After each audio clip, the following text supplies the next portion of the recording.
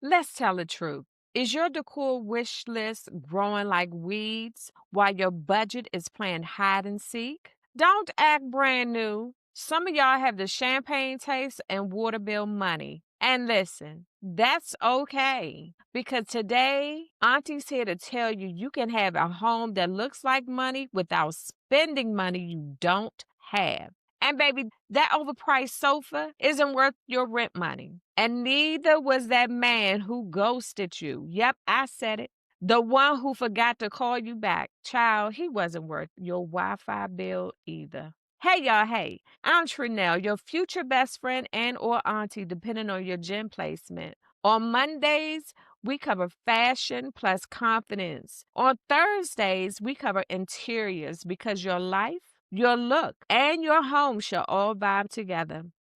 And if this is your first Thursday thoughts, tap subscribe and ring that bell. And while you're here, do yourself a favor and binge watch the past episodes. They're just as binge worthy as Bridgerton, Insecure, and Scandal. Once you start, baby, you won't stop.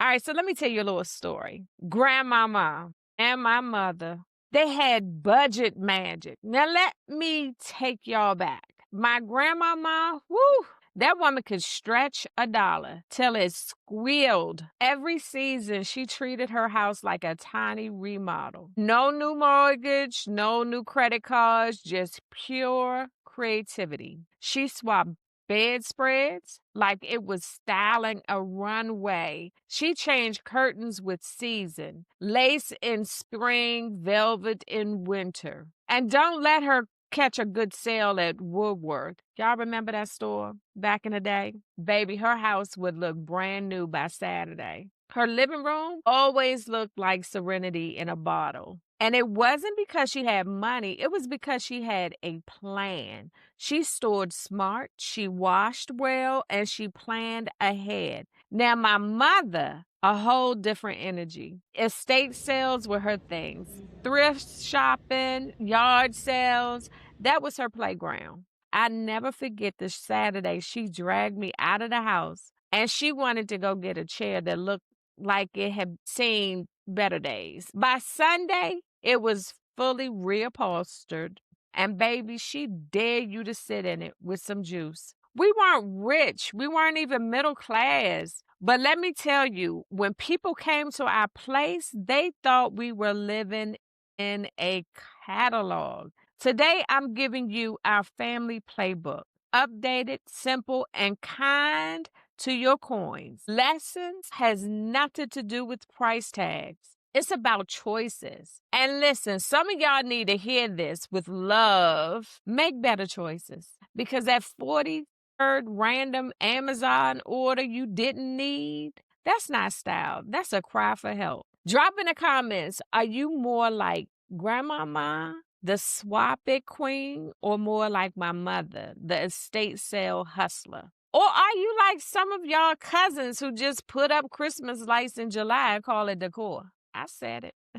So, step one, feelings first. Before you drop a single dime, you have to name the feeling you want your room to give you. Not the furniture, but the feeling. Because some of y'all keep decorating like chasing trends instead of chasing peace. You saw beige on Instagram and now your whole house looks like you live inside of a bread loaf. No shade, but shade. Do this instead. Stand in your room and ask yourself, do I want calm or do I want cozy? Or do I want energy? That's your vibe word. That's your North Star. And listen, if you're about to buy a shag rug in a neon orange from Walmart's clearance aisle, when your vibe word is calm, baby, that rug is lying to you the same way that man lied to you when he said he didn't have any kids and he wasn't married.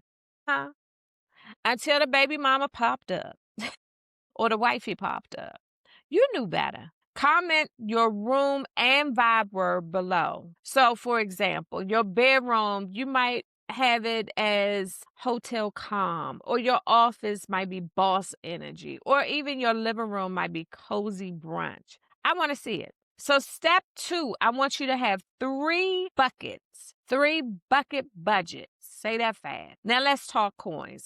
Budgeting is where y'all lose steam. So let's get real. Budgets aren't a punishment. They're permission slips. When you tell your money where to go, it behaves. When you don't, it ghosts you, just like old boy from last month. Child, let's be honest. You saw the red flags. He didn't forget his wallet 3 times. That wasn't romance. That wasn't financial abuse in skinny jeans. Here's the breakdown. You have to have it in 3 buckets. Bucket 1, must-haves, non-negotiables, like your lighting that flatters you. It could be your curtains that don't leave your neighbors in a group chat, a rug that actually fits. And then bucket 2 is your nice to have, the extras, the cute little side table from TJ Maxx, some new frames for the gallery wall, throw pillows that aren't flat like a pancake. And then the one-day splurges, the big dreams, the velvet chair, okay? Or the chandelier that makes your house feel like a music video. So then I want you to split it up. I want the 60% to be must-haves, and then 30% nice-to-haves, and then 10% for splurges. Even if your budget is $100, give every dollar a job. Listen, don't play yourself. A splurge fund with 0 in it, that's like dating a man with no car. Cute for a week, but baby, you're not going anywhere. I mean, drop your number in the comments. What's your 60-day budget? Is it $50, $20, $500, $1,000? Let me know. Okay, now step 3. Shop your home like a store. I know. What does that mean? Let me tell you. You've heard me say this before, but let's go a little deeper. Shopping your home is the cheapest reset you'll ever get. So this is what I want you to do. I want you to set a timer for 20 minutes. Grab a basket and go through every room like you're on supermarket sweep. Grab anything neutral or versatile. Pillow covers, trays, vases, candles. Lay it all out like a mini boutique. Then play stylist. Group 3 candles on a tray. Boom. Instant luxe. Move a lamp from the bedroom into a living room. A whole new vibe. Grab a basket and hide that cord nest. Serenity unlocked. Some of y'all are sitting on gems and don't even know it. That vase shoved in the back of your closet, baby, it's waiting for its comeback tour. And listen, if your space feels flat, it's not always because you're broke. Sometimes it's because you're just slightly late. I know, it's auntie. I know. Comment below, what's the coolest thing you've rediscovered in your own house? Quick question. Does your candle love you back, or is it giving you a headache? Maybe even smoke signals. Not here. My Serenity Interiors by Trenell candles are 100% coconut soy with wood wicks that softly crackles. No toxins, no drama, just vibes. A good smelling home is non-negotiable. Your home should bring you serenity, not anxiety. Serenity is the new love language. Now let's get back to the episode. I want to clap for you. Because it's a big deal. I know it's a big deal. So step 4, y'all ready? Price, map, and phases. Here's where the breakdown happens. Y'all try to buy everything at once, and then you're crying in the aisles of Walmart with the receipt that looks like a CVS scroll. You know what I mean. So phase it out. So phase 1, on weeks 1 and 2, declutter, swap, light bulbs, hold your throws with intention. It's all about the small wins, y'all. And then phase 2, week 3 to 4, function first, curtains that close. We talked about this. All right. So I'm just reiterating this to you guys. Now, phase 3, weeks 5 and 6, because sometimes you got to hear it several times before it just lands. All right. So I'm coming in for a landing because I'm not repeating this again. Add personality, art, greenery, scent. Give it flavor.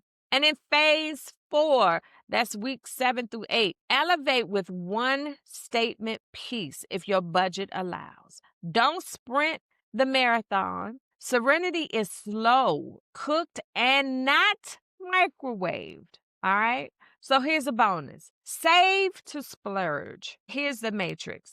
Let's wrap it with the truth. Stop splurging on the wrong things, y'all. Splurge on the forever pieces like the sofa, the mattress, the good lighting, the curtains, those things that hang like they have trust funds. Save the quick swap items like the pillow covers, the seasonal stems, the little knickknacks. Enough with the knickknacks, y'all. And listen, not every trip to TJ Maxx is a destiny. Sometimes it's just aisle 9 and a whole lot of temptation. Keep your coins calm, boo. All right, here's the benediction. Here's the benediction, y'all. If you smiled, learned, or felt seen, tap like, hit subscribe, and ring that bell. Don't keep this to yourself. Share it with a friend because those episodes, baby, they are binge worthy, like Insecure, Scandal, and Bridgerton. Once you start, you can't stop. Now, I never let you leave without some advice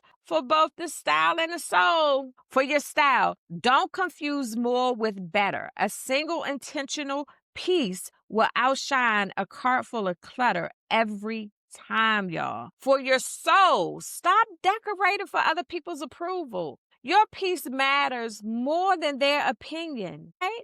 On Mondays, we cover fashion and confidence, and on Thursdays, we cover interiors because your life, your look, and your home shall all vibe together. Around here, we give you actionable steps from my point of view, only from my point of view. Real stories and a little humor with a slight side eye and a lot of love, a whole lot of love, because your fashion, your home should bring you serenity, not anxiety. Serenity is the new love language. Until next week, you guys, toodles.